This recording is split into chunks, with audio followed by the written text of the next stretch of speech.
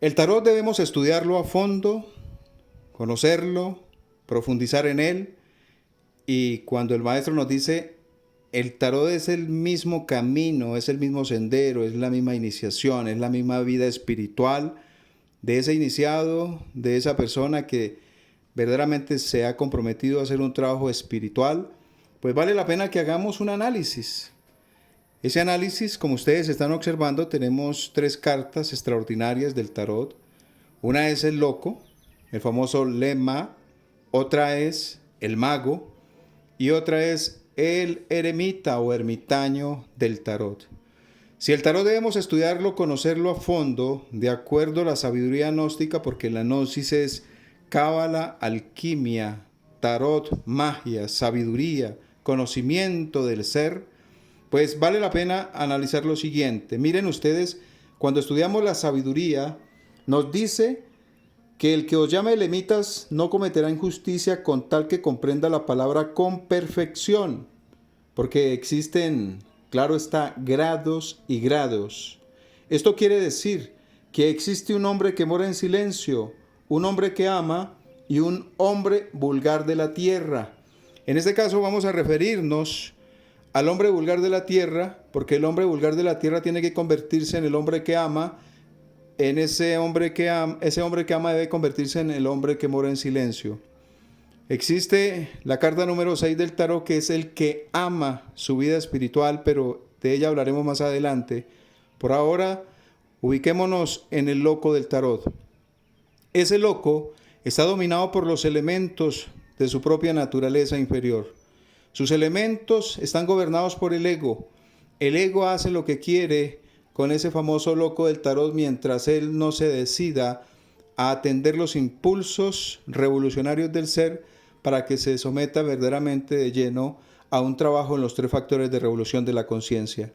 Mientras tanto, ese loco lleva un fardo, lleva pues de hecho un maleto, una maleta llena de sus propios vicios, complejos, manías, de sus propios elementos del deseo, de las pasiones, de las fornicaciones, de los adulterios, del miedo, de la avaricia, de los rencores, del odio, etc. Ese famoso loco está siendo perseguido, casi que lo muerde, que le acompaña su propio instinto, el propio perro de su propio instinto. Ese famoso can de la sabiduría, ese can que quiere transformarse y convertirse en el hilo de Ariana para llevarlo hasta las dimensiones más altas del cosmos, como lo enseña el maestro en sus obras. Ahora, ¿qué ocurre?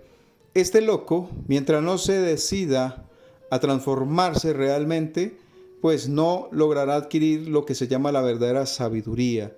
Y aunque vaya en el mundo con muchos saberes, con mucho conocimiento, con mucha sabiduría de tipo intelectual, que tenga bibliotecas en su cabeza, no significa que realmente haya encontrado verdaderamente el camino de la revolución espiritual. Este famoso loco del tarot necesitamos transformarlo.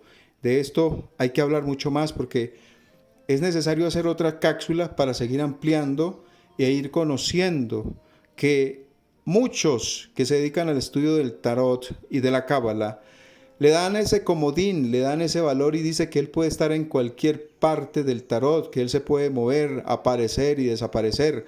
Se le brinda pues de hecho un valor gigantesco a ese famoso loco del tarot, que no es más que aquel payaso, que aquel personaje revestido, ¿verdad?, de una cantidad de vestimentas que no son las vestimentas del ser, que le hace falta verdaderamente las vestimentas del ser, de Dios, del Padre, que es un personaje que es el hazmerreír de los demás, que es un personaje que otros verdaderamente impulsan desde la parte externa y de la parte interna, que es aquel personaje que realmente, aunque le den mucho valor al famoso Joker del tarot, pero no es más que una persona que todavía no se ha propuesto, no se ha comprometido, no ha iniciado su trabajo.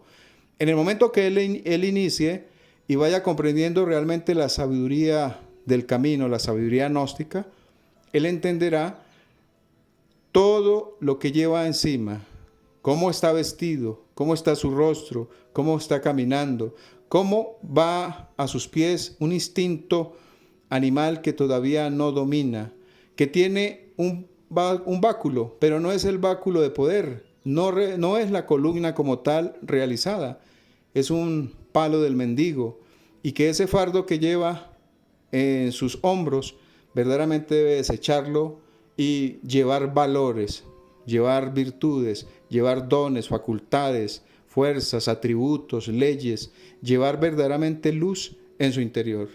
Por eso, esta carta es indicándonos que ese loco puede transformarse si vive los 3 factores de la revolución de la conciencia.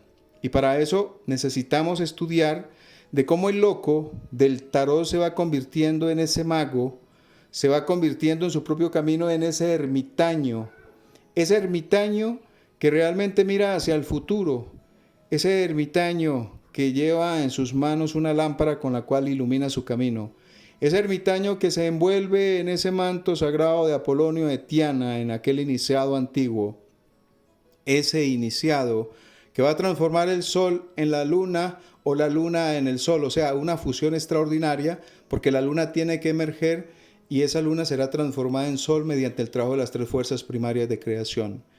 Ese loco del tarot está en nuestro interior y necesitamos transformarlo si verdaderamente estamos dispuestos a vivir, enseñar, practicar y hacer de la gnosis verdaderamente nuestro camino. De lo contrario, nos quedaremos siendo el loco del tarot, nos quedaremos convertidos en aquella persona demente que no se transformó, que llegó la muerte y nuestra psique quedó peor de cuando iniciamos este camino. Quedamos verdaderamente inconclusos de nuestra propia obra espiritual para repetir tal vez en una próxima vida lo mismo e incluso en declive. Así que tengamos en cuenta esto. Voy a dejar esta cápsula hasta este punto para que luego analicemos cómo funciona, cómo trabaja el tarot en el sendero y cómo ese ermitaño se convierte en el mago, ese mago en sacerdote, ese sacerdote es un rey. Eso realmente es extraordinario, así que estudiar el tarot es necesario conocerlo y profundizarlo a fondo, porque no podemos continuar con enseñanzas que nos entregan en la actualidad y nos hacen ver como si el loco fuera lo máximo dentro del tarot. Realmente no es nadie y no tiene existencia real mientras él no entre en el camino de la transformación, de la regeneración, del cambio auténtico a nivel espiritual. Así que bueno, nos veremos para la próxima cápsula y espero que la compartan. Hasta pronto.